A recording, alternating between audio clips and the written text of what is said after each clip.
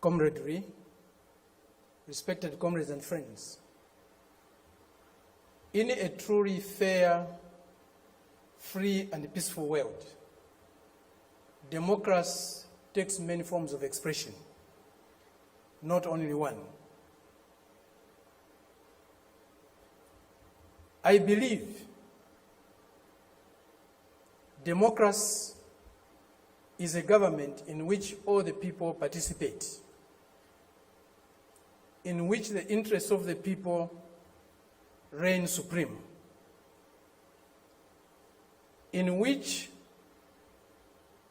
their country's sovereignty, their country's honor is at the top.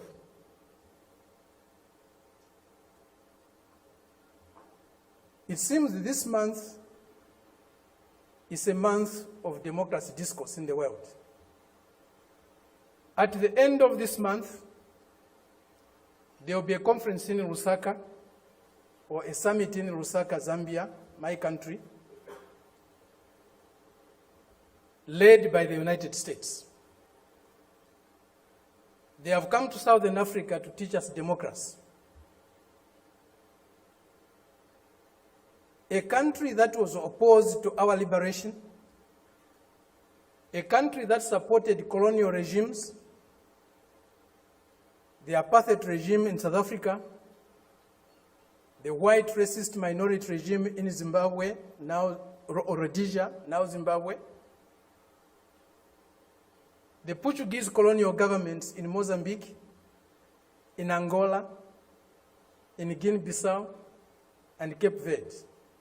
Today is coming to Africa to teach us about democracy. A country that has toppled so many governments in Africa, that has led so many coups in Africa and other parts of the world, a country that has killed so many of our leaders in Africa and other parts of the world, the killers of Patrice Lumumba, those who toppled Kwame Nkrumah, those who killed Nasser, those who killed Muammar Gaddafi, today are coming to teach us about democracy. A country that has been built on brutal force, on enslavement of other human beings, on the humiliation of Africans, the exploitation of Africans, the plunder of Africa, today is coming to teach us about democracy.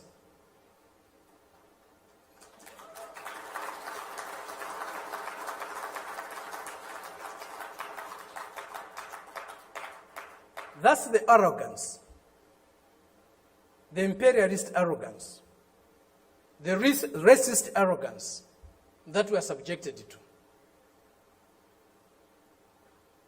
We cannot have democracy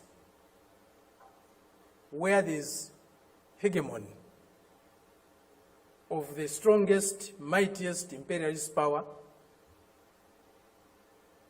We cannot have democracy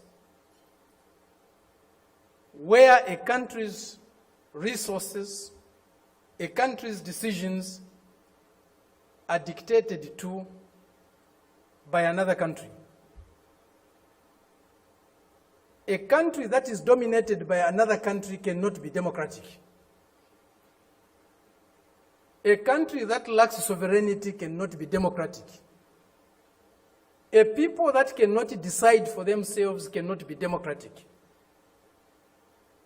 A colony, a neo-colony cannot be democratic. That's why today, even at the United Nations, membership is on the basis of sovereignty. Only sovereign nations can be members of the United Nations, because only sovereign nations can decide for themselves. A colony cannot be a member of the United Nations. It's not by accident. It's not a mistake.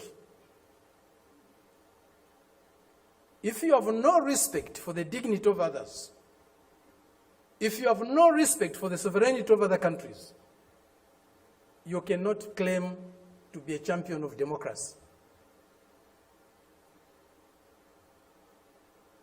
They used to say, all roads lead to Rome. Today, we can confidently say, all roads to progress, all roads to what is better for humanity lead to Beijing.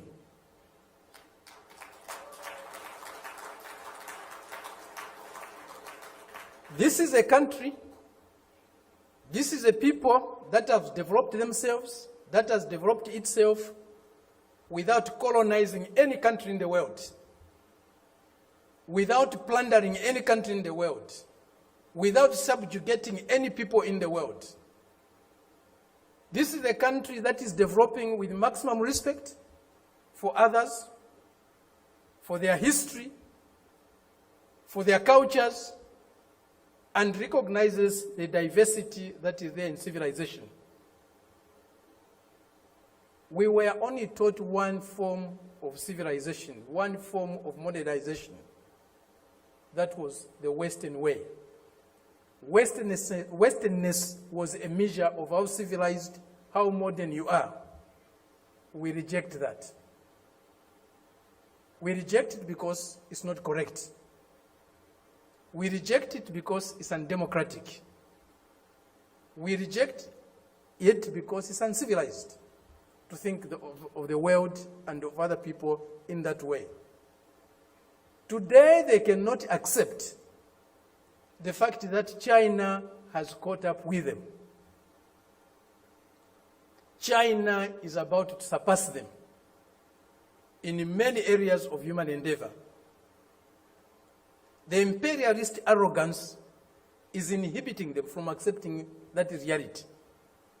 The racist arrogance is inhibiting them from accepting that reality. But the world is changing. The changes we are witnessing today,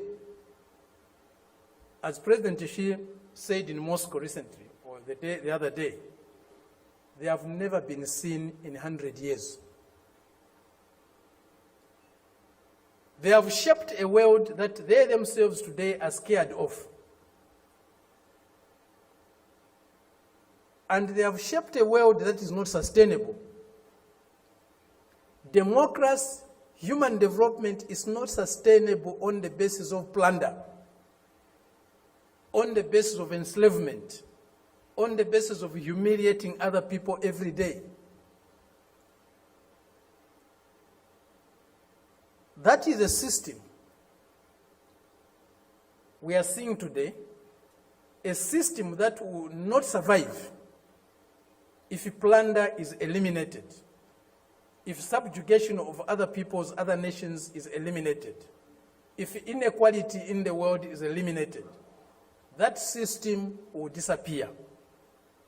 The only system that can survive and can endure for long is a system that is based on mutual benefit, win-win relationships, mutual respect for others, accommodation and tolerance of others, and fraternal love for all humanity. This is what we find in China today. This is what China's example is showing us. Indeed, all paths are different. There's no path that is the same, even if they are leading to the same destination. Each path has got its own characteristics.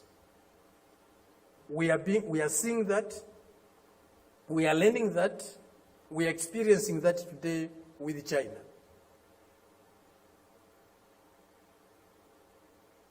There are many things that need to be done to get the world that we want. A more just, a more fair, a more peaceful world is possible. But it won't drop from the skies. We have to struggle for it. And as Fidel said, if we struggle, we'll win. Thank you very much.